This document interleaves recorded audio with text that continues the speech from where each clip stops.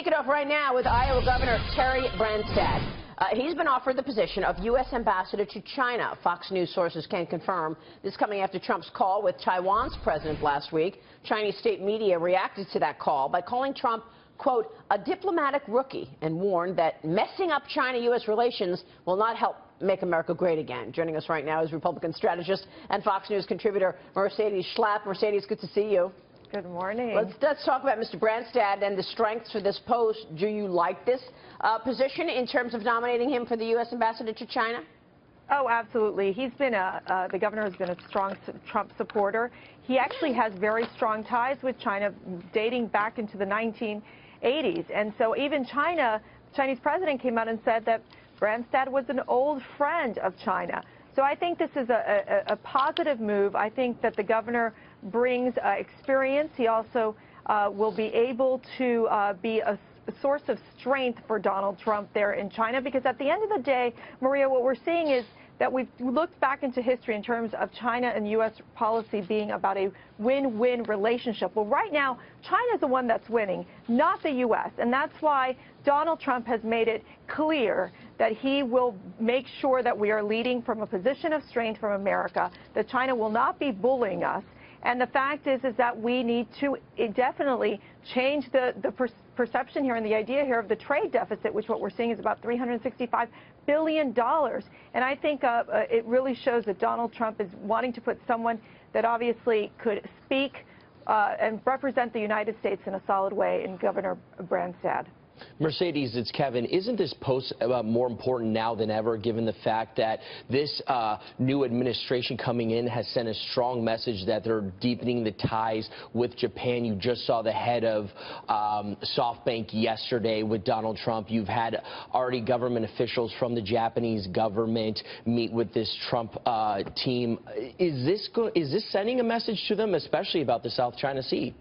Oh, absolutely. I think that what we have seen under President Obama's administration is clearly the fact that China has been able to continue to develop and become that dominant power in Asia.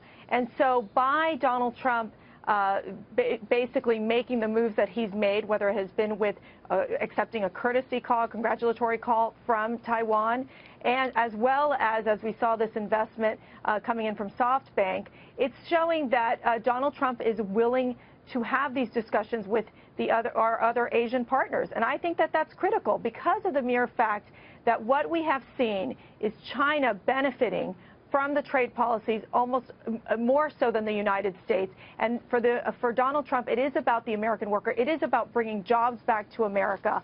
And he's able to basically tell China, look, we've seen the currency manipulation. We've seen how they've actually hacked into many of our intellectual properties here in the United States.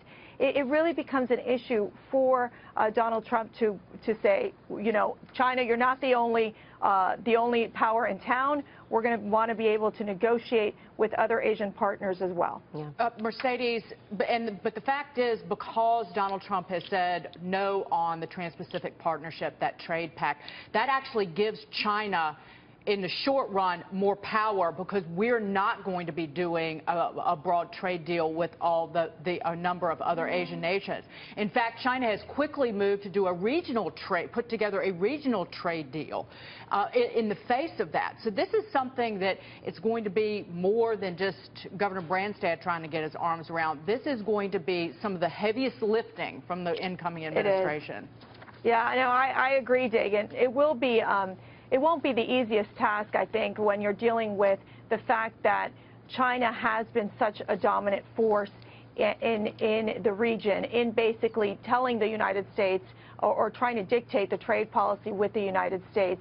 But I think for Donald Trump, he's really pushing forward what would be what we look back in the days of Nixon, where it was the win-win concept, the idea that both nations are mutually benefiting from the trade relationship. At this point, what we're seeing is that it's very lopsided, that China is benefiting from more so than the United States.